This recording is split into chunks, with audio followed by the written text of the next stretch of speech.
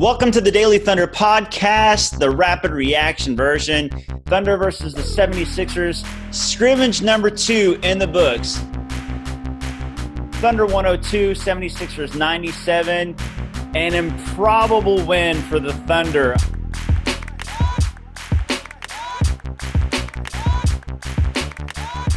I am your host, Brandon Rabar, beat writer for DailyThunder.com. I am joined by Ryan Woods, contributor for DailyThunder.com. And Ryan, let's just get into the initial thoughts. Let's do what we did for the first podcast and save the Dre stuff, the good stuff for last. Sure. Make the people keep listening, you know. But first off, what did you just think of the game overall and maybe the starters? Let's get into the starters, the bad stuff first. Slow start, I would say, for Chris Paul and Gallinari. And given that they're 2-0, I'd say that's a pretty good sign. Philly's really good. Philly's really big, really athletic, really fast, and a great defensive team. So, yeah, I wasn't surprised to see some struggles there offensively, but SGA was great. Adams was great, and I thought Dort played really well. It's just a little surprising to see CP3 and Gallinari slow out of the gate, but not too worried about them. Yeah, I'm exactly in line with you. I actually had said the same thing to somebody else earlier. Like, if the biggest issue so far is that CP3 and Gallo are struggling, that's a really good sign because those are the two guys you have to worry about the least going forward. They'll be fine. And a reminder, CP3 started slow this season, and he finally, got his legs underneath him and got into a rhythm. I imagine the same thing will happen in the bubble. So, yeah, but like you said, Shea struggled with his jump shot, but, man, he finished so well again. And I thought that his passing was great this game. He had a lot of nice looks. He had a bunch of assists, and it was the quality of the assists, like his court vision this game I thought was really good. His awareness and finding his teammates. And, again, Adams was so good. I'll let you speak on those guys real quick before I get to the rookies, because I want to give a little special segment to the rookies. Yeah, for sure. SGA seemed to be in the lane like he usually is, but like we talked about in an earlier pod, it just seems to be a little slower for him, and the decisions seem to be a little easier. He's not in just to get fouled or in just to finish. He's finding players once he's in the lane. The pass out to Dort for three, or I think it was in the first half. Really solid playmaking all around today from Shea, and we've talked about. That's kind of the last thing, the last hurdle for Shea is you can create for yourself and you can score. Can you set the table for others? And he seems to be taking strides in that direction, which is really great to see. And if you look at just the starters, obviously it was a big deficit that the starters – and, in these scrimmages, usually that's what you would point to. It's like a preseason game. You're like, yeah, okay, so they won, but how did the rotation guys do against each other, the important guys? The thing was the Thunder, they were setting up good offense. They were executing really well and developing really good shots, open shots for their best shooters. I mean, CP3, Schroeder, Shea, and Gallo took a ton of open shots that they would normally hit, and they just missed. And the 76ers shooters hit everything. I mean, it's just one of those nights where they hit everything and the Thunder just couldn't make a bucket. But I don't really care about that in a scrimmage setting, whether they go down or not. I'm just looking at how they're playing. And to me, they played well. Really, as far as the rust goes, I'm not even worried about them hitting shots as far as rust. The turnovers, though, a little sloppy. And I think that's the one thing that we're seeing as far as the rust goes. But, again, they'll clean that up. It's on the vets, and the vets, I just don't doubt them. They've given me no reason to doubt them, not only this season, but their entire careers. We're talking about Chris Paul and Gallinari. I mean, these guys, you don't have to doubt them whatsoever. How about Nerlens Noel? This was his first game, his Disney debut, and to me, he was kind of everywhere. I mean, doing what he normally does, blocking shots, buckets, rebounds, in his, few minutes off the bench. I mean, he just kind of like ignites a fire. Yeah, he was a +8 in 16 minutes, 4.6 boards, 2 assists, 3 blocks. He was really, really active, and he's just a great he's just a great presence out setting high screens, rolling hard to the rim. He gives ball handlers a great target. And he made a great pass to Baisley for an alley oop where he drew the defender and dropped a pass up by the rim. That was really nice. Yeah, great to see Nerlens back out there. Now, you mentioned Baisley. Let's talk about the rookies. You could argue, besides Dre's, well, we'll get to Dre. You could argue that those two rookies were maybe the Thunder's best players this game, which to me is a great sign Yeah, because you know what you're going to get from the other guys. It's the rookie rotation guys like Dort and Baisley. You really want to see what's going to happen. And they both scored in double digits. Really, their stats were eerily similar. Like I posted yeah, a tweet. Like it yeah, was. Do you have them right there in front of you? I yeah, see you looking. yeah. They both had 13 points. Baisley had a few more rebounds. Yeah, the only disparity was Baisley was a plus 19 and Dort was a minus 9, but they both played really well. I was Baisley obviously played really well in the second half and contributed to the comeback, but I thought Dort was really really good. I think he's been maybe the most impressive player aside from Shea so far. Really high on what I've seen from Dort in the first two games.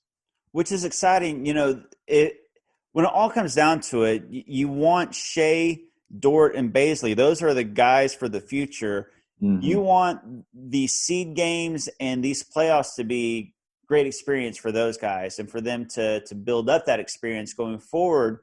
And man, so far, I mean, it's just scrimmages, but all three of them have looked really, really good to me.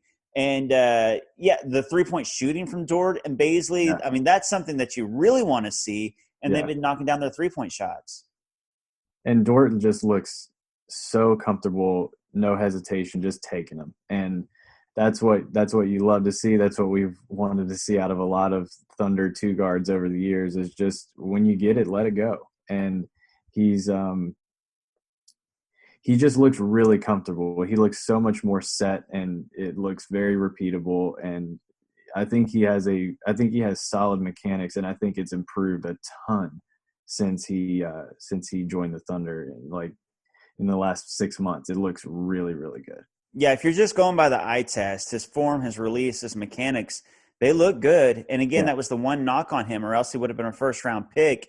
So I mean, if he continues to improve on that, I mean, the sky's the limit for an undrafted rookie free agent. I mean, just yeah. incredible work from Dort And and now on a Baisley as four well. year four year minimum deal. It's really exciting. Yeah, it really, really is. I'm with you. All right, so we waited. We got to talk about Dre. This We is did it. two games in a row after 2.5 years that Dre is the story of the game. In this game, it didn't really look like he would be. You know, Donovan again waited until halfway late in the third quarter for him to check in for the first time. You're like, man, I thought he was going to get in earlier after the first game he had. And then he comes in and he was pretty quiet. Although, if you watched him, his effort, his defense, his awareness, where to be, all those things, to me, his lateral movement looked better. He looked a little Hmm. quicker. He looked a little more confident, but he wasn't really impacting the game as far as scoring goes. He was getting rebounds and he looked good, but he just kind of wasn't there. And then he hits the two biggest shots of the game. It's only two shots, two three-pointers, hits them both in the last final minute, and one's the game winner and the one's to prove it kind of dagger. And Dre won the game. Is this fluky? Obviously, the shooting, he's not going to shoot 75% from three for the rest of the way. But do you think that his play, this good play, is fluky, or do you think this 2 games in a row we're seeing something here? Um, I'll go with I think we're seeing something. He talked after the game about kind of getting the nerves out in the first game. Felt much different out on the floor today, which is awesome. And I think that'll only continue. But yeah, I thought his movement was a lot sharper. His angles that he was taking on ball handlers was a lot better. He was really stifling in the fourth quarter, and I know he was playing against lesser talent, but man, he was suffocating, and it was good to see his shot. And I was way off the other day saying that his shot looks the same to me. It does look different. It does look a little less hitchy. And a little more compact and fluid, which is amazing to developed some improvement in that area while nursing a knee injury. Like, it's really, really awesome from Dre. And a shout out to Devin Hall, who the Philly broadcast kept calling Kevin Hervey the entire time. The 2 assists to both of those 3-pointers. Just a quick shout out to Devin Hall, not Kevin Hervey. Really good stuff from him. I'm glad you said that, because the one, not only is he not getting any credit from the Philly broadcast, he's really not getting any love that I've seen on social media from Thunder fans or anything like that. But you're exactly right. Those 2 Andre threes that everybody's talking about don't happen without Devin Hall. And that first assist that was the game winner that put the Thunder up, he dribbled into a double team and Euro stepped into an assist. Yeah. I mean, it was really pretty. I mean, Devin Hall's a smart guy, and I know he can play some D and shoot. He's not going to get any real significant minutes, obviously. He's a replacement player. But if his whole contribution this entire Disney bubble time was 2 assists to Andre Robertson to help him get his confidence going and get the Thunder a comeback win, 24 points against the 76ers, you've earned your money, Devin Hall. Yeah. Yeah. And I think it was in the Boston game that the broadcast was like, man, Oklahoma City just has so many players off their bench. And that was right around the time that Devin was like handling the ball out. It was awesome. That's fantastic. I love to see it. Final thing on Dre, I just personally so happy for him. You can just tell he's giddy in these post-game pressers and just even on the court. And he's playing with like a little swag this time. Like, you know, I'm not going to say he's chirping or anything like that, but he was talking a little bit to the 76ers bench. And, you know, I like to see that, though, because, you know, the one thing with Dre, you know, he lacked the confidence in his three-point shooting. And one, I think he has improved it. Like you said, I think that hitch is gone and it's a quicker, more compact release. But, you know, there's not as much pressure. This isn't a team that's contending. He's not starting right now. These are scrimmage games. And there's not 18,000 fans in the arena either rooting for you and, like, you know, kind of breathing this big sigh like when you shoot, or rooting against you and jeering you when you shoot. So I think that he's just kind of playing pressure-free, and he's got a better shot, and we're seeing the results. I'm really excited about Dre. I'm, like, trying to contain it. Yeah. But if I'm really being honest, to me, it's like one of the best Thunder storylines in a long time, just because he's just such a genuinely sweet guy, and everybody counted him out. First of all, his entire career, he never got enough credit for the impact he made on the court. And then everybody thought he was done for 2.5 years and kind of made fun of him and ridiculed him, you know, and his injury. And now here he is. He's been the storyline so far in Disney, and I just couldn't be happier for him. And you want to see him jump into the rotation, right? Do you see him ahead of Dort? I did. You know, I said that if Dre is healthy and if he's playing like this, he should start. I mean, he was a starter, and, you know, you want to put him on the Kawhis and the Paul Georges. And, you know, I don't know. We'll see if he's still got the lateral quickness to hang with the smaller guys.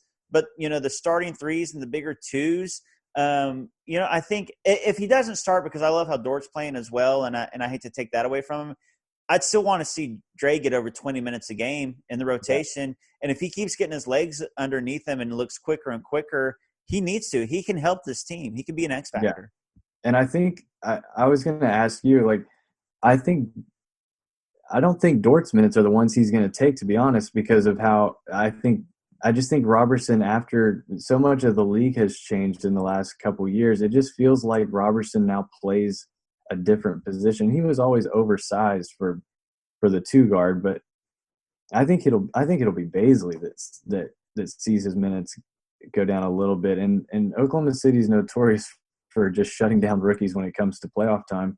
And I could definitely see them playing Dort and Robertson together in certain lineups that they want to, and play Robertson at the 4. Yeah, to me, as far as minutes go, they need to mostly go to these 8 guys: CP3, Dort, Shea, Gallo, Adams, and then Schroeder, Noel, and Dre. I mean, those 8 guys should see the vast majority of playoff minutes to me. And, you know, Dre's got one more scrimmage and 8 more seed games to keep getting his legs underneath him. So I think he'll keep getting better and better and improving that quickness and game shape, which is exciting. And I like Nader, his shooting, and I like Baisley and his potential. But when it comes to playoffs, I really want to see those 8 guys for the most part. Totally. And we're pretty set on we probably won't see Diallo. No. Yeah, I think we both agree. God love him.